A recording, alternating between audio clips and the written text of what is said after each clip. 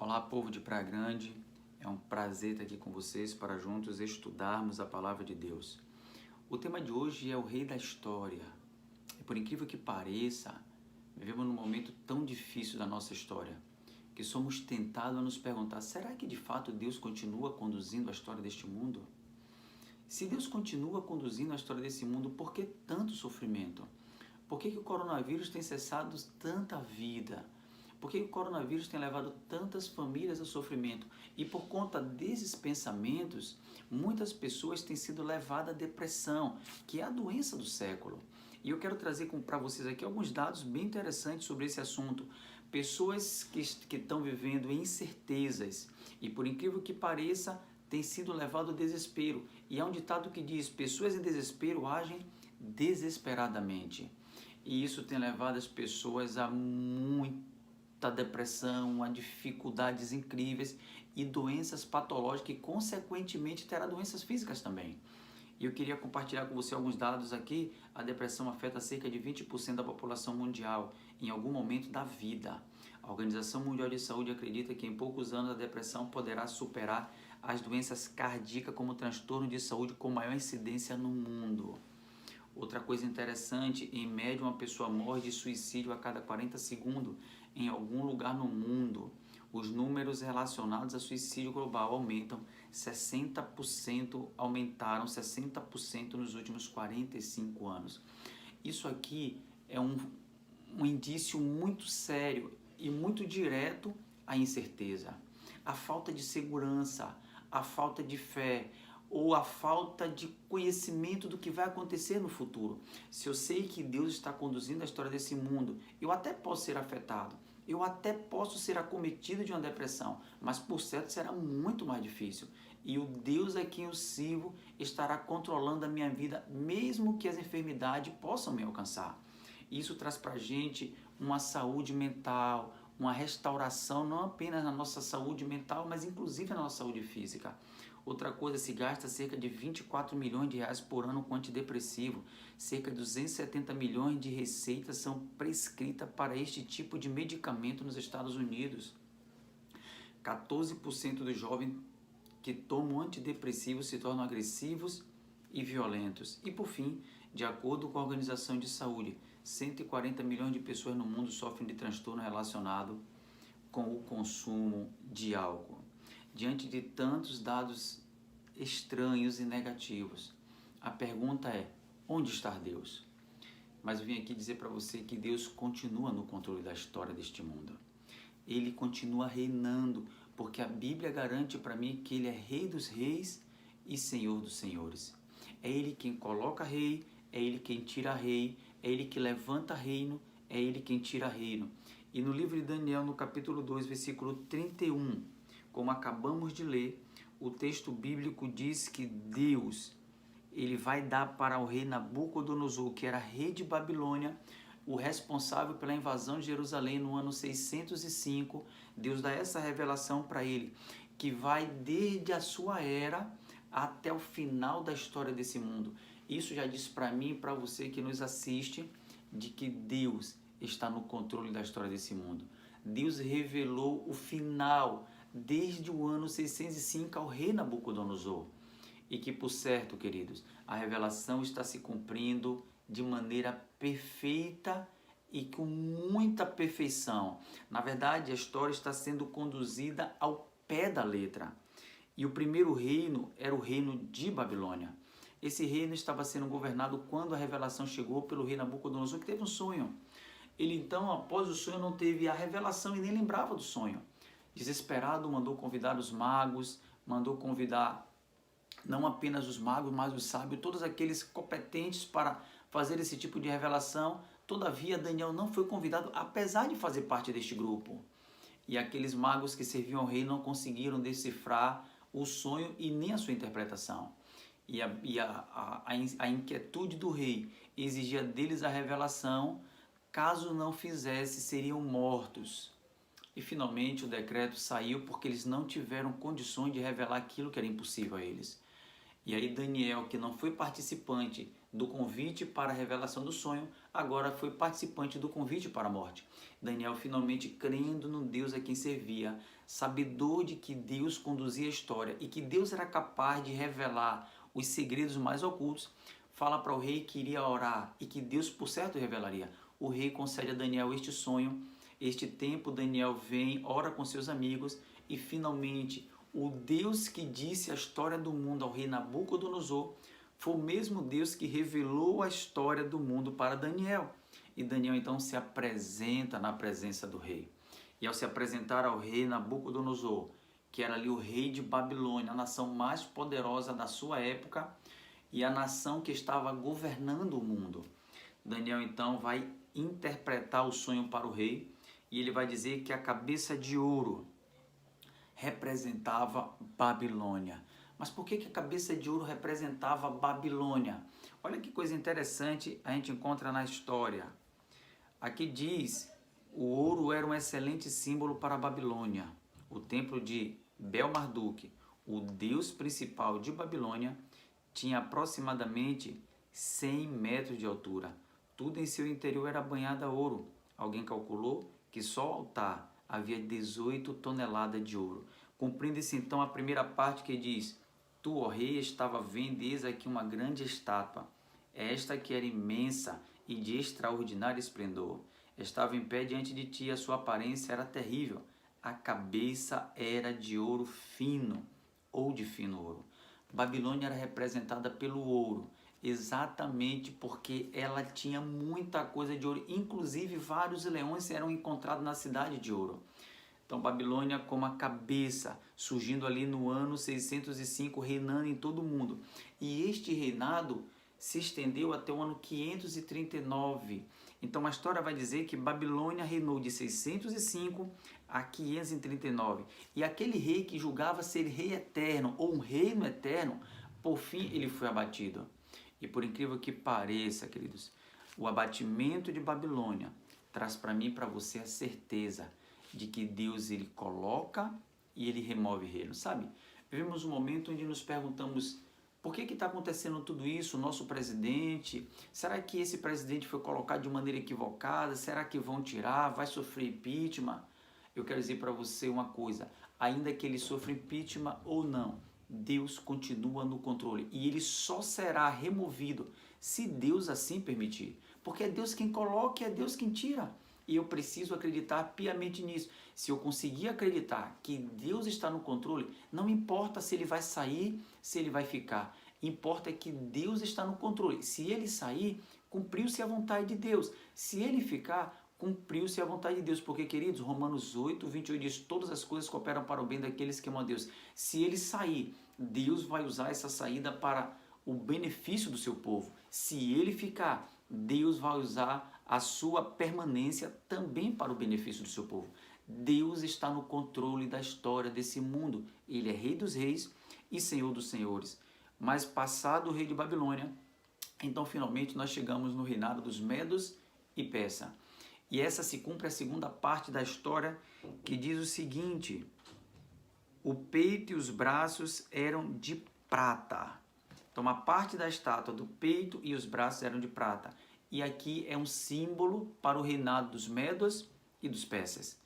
E por incrível que pareça, além da simbologia da prata, houve uma profecia singular com essa nação.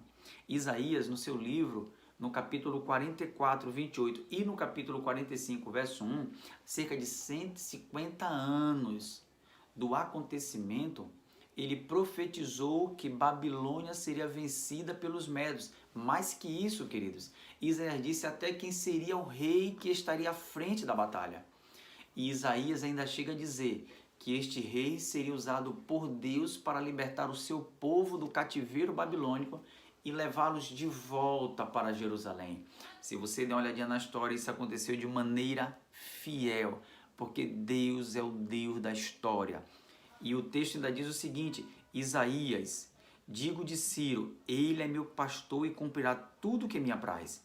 Que digo também de Jerusalém, será edificada, e do templo será fundado. Assim diz o Senhor ao seu ungido, a Ciro, a que tomo pela mão direita, para abater as nações ante a sua face, e para discernir os lombos dos reis, e para abrir diante dele as portas que não se fecharão. E para concluir, a profecia também disse que Babilônia não seria mais reconstruída. Aqui está no livro de Jeremias, no capítulo 51, versículo 37.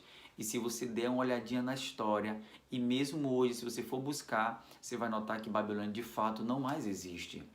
Isso aqui, queridos, me ajuda a fazer mais uma outra aplicação. O mesmo Deus que profetizou 150 anos antes do nascimento de um homem chamado Ciro, que nasceu na história com o objetivo de cumprir a profecia.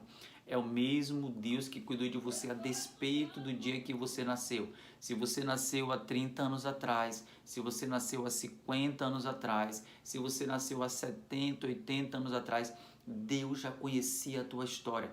E por certo, os teus dias estão contados, como diz Salmo 139, porque o Deus que cuida da história também cuida de você.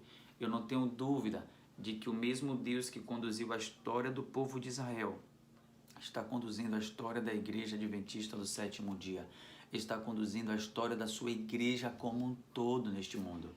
E por isso, queridos, ainda que venhamos a nos preocupar, ainda que venhamos em algum momento balançar a nossa fé, precisamos erguer a cabeça e confiar que Deus está no controle de todas as coisas. Mas a história não termina aqui com os medos e persas. Depois dos medos, então surge um outro reino. E por incrível que pareça, o reino que ficou conhecido como o reino de Alexandre o Grande.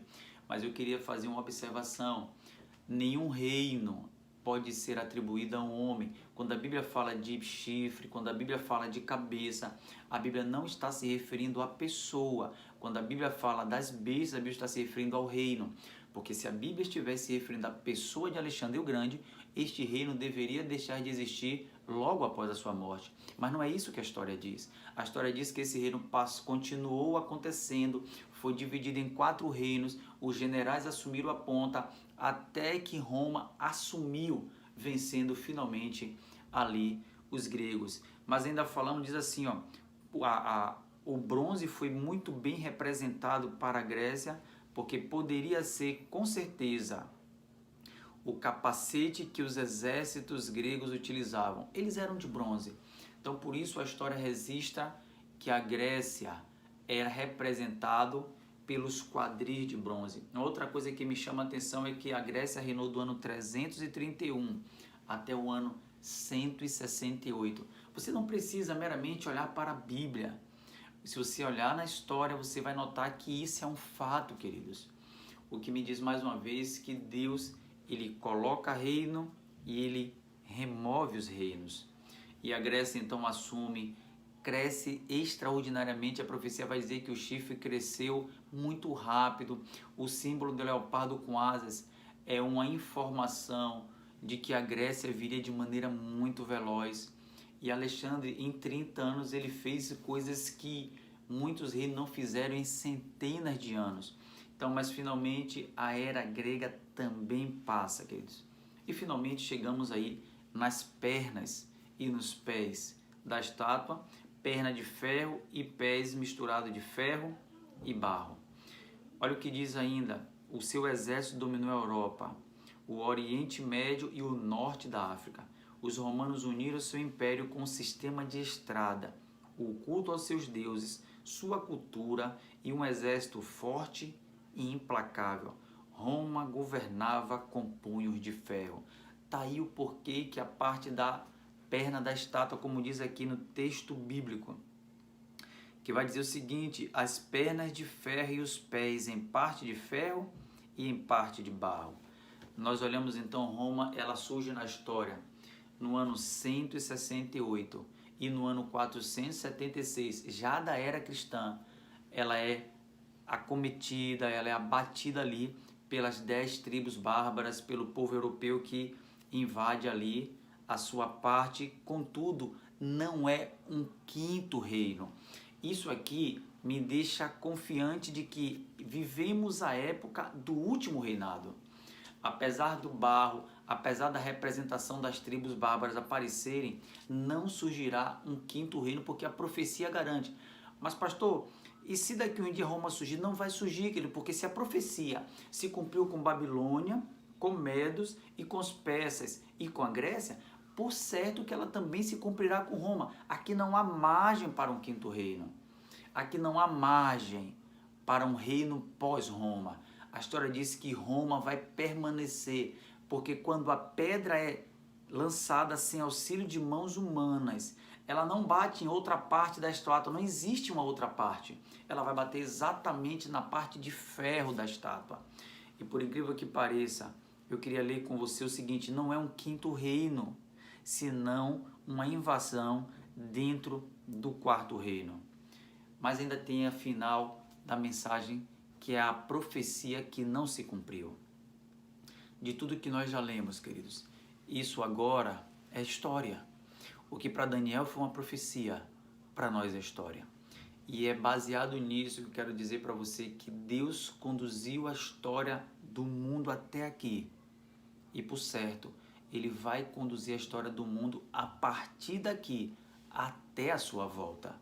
E se Deus é poderoso o suficiente para cumprir a sua palavra na história do mundo, eu tenho certeza que Ele é poderoso o suficiente para cumprir a sua palavra na tua vida. A única coisa que pode impedir de Deus cumprir os seus sonhos, os seus propósitos na sua vida, é você. Porque apesar de Deus conseguir com a sua soberania conduzir a história deste mundo, porque Ele te ama, te dá liberdade suficiente de que apesar de todo o seu poder, se você não permitir, Ele não vai conduzir a história da sua vida. E nesse momento, antes de finalizar a mensagem com a profecia, eu queria fazer um apelo. Permita que Deus conduza a história da tua vida. Permita que o mesmo Deus que conduziu a história desde Babilônia, baseado no texto que nós estamos lendo, até aqui, que Ele conduza a história da sua vida. Porque assim como Ele tem cumprido os seus propósitos na história, Ele vai cumprir o teu propósito até Jesus voltar na sua vida. E ainda que você venhamos a descansar no Senhor, por certo que quando Ele voltar, nós iremos ouvir a voz dizer: Silvana, João, Luciano, levanta. E eu e você iremos com certeza levantar e dizer: esse é o nosso Deus em quem aguardávamos. Continuando a mensagem, querido, eu queria caminhar agora para o fim, onde disse Daniel no verso 34, quando estava olhando, uma pedra foi cortada sem auxílio de mão, feriu a estátua nos pés de ferro e de barro, e os esmiuçou. Então foi juntamente esmiuçado o ferro, o barro, o bronze, a prata e o ouro, os quais se fizeram como a palha da ezeira no estio, e o vento os levou. E dele não se viram mais vestígios, mas a pedra que feriu a estátua se tornou em grande montanha, que encheu toda a terra. Sabe, queridos, aqui nós temos um reino que será estabelecido. Qual a data, pastor Luciano? Não sei. E ninguém tem direito de definir a data do estabelecimento do reino de Cristo através da sua volta. Não existe mais profecia de tempo desde 1844. Ninguém tem autoridade bíblica, ninguém tem autoridade histórica, nem do espírito de profecia para marcar uma data da volta de Cristo. Nós temos a Bíblia e nós temos o espírito de profecia que nos orienta de que este evento está muito próximo. Mas o dia e a hora, diz Mateus 24:16, nem os anjos sabem, senão o Pai. O que eu tenho certeza, queridos, é que Ele vai voltar. E outra coisa, para mim não me importa o quando Ele vai voltar, do ponto de vista de que eu não tenho poder sobre isso.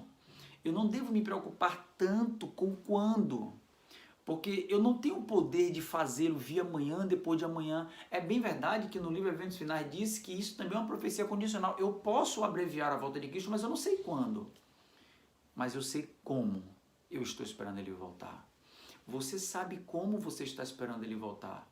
Nesse momento eu quero te convidar a diminuir a preocupação do quando, para colocar a tua preocupação no como. É bem verdade que precisamos viver cada dia como se Cristo voltasse amanhã. No quando, essa é a nossa parte. Mas o como você está esperando? Você tem total poder sobre isso. Será que se Cristo voltasse hoje, você estaria preparado? Pastor Luciano, mas eu sei que ele não vai voltar hoje porque as profecias apontam que ainda falta tempo. Tudo bem, eu até posso concordar com você sobre isso. Eu até posso admitir que ele não vai voltar amanhã, pelo menos a gente pode acreditar nisso. Mas eu não posso admitir de que você estará vivo amanhã. Eu não posso admitir de que eu estarei vivo até o final deste dia que eu falo com vocês. Sabe, queridos, é por isso que eu preciso me preparar agora, porque se eu descansar no Senhor, eu preciso descansar em paz. E aqui nós temos a profecia que está prestes a se cumprir. Jesus está voltando. E por certo ele virá para estabelecer o seu reino eterno. E quando ele chegar, e a profecia garante para mim que ele vai chegar exatamente no período do reinado de ferro. E nós estamos vivendo nele. Já estamos vivendo inclusive no período em que foi misturado o barro e o ferro. Quando olho para a profecia, eu sou obrigado a acreditar que ele está voltando. Repito, quando? Não sei. Não sei se é hoje, não sei se é amanhã, não sei se daqui a 100 anos. Mas eu tenho plena convicção de que ele vai voltar. E ele independe de mim, de você. Esteja eu preparado ou não, ele vai voltar. A Bíblia diz que ele virá sem auxílio de mãos humanas. Eu não tenho nada a fazer. Ele vai voltar. Isso é uma profecia incondicional. E o rei da história finalmente estabelecerá para sempre aqui o seu reino. E neste reino há lugar para todos os seus filhos. Há lugar para mim e há lugar para você. A minha pergunta é: está você disposto a fazer parte desse reino?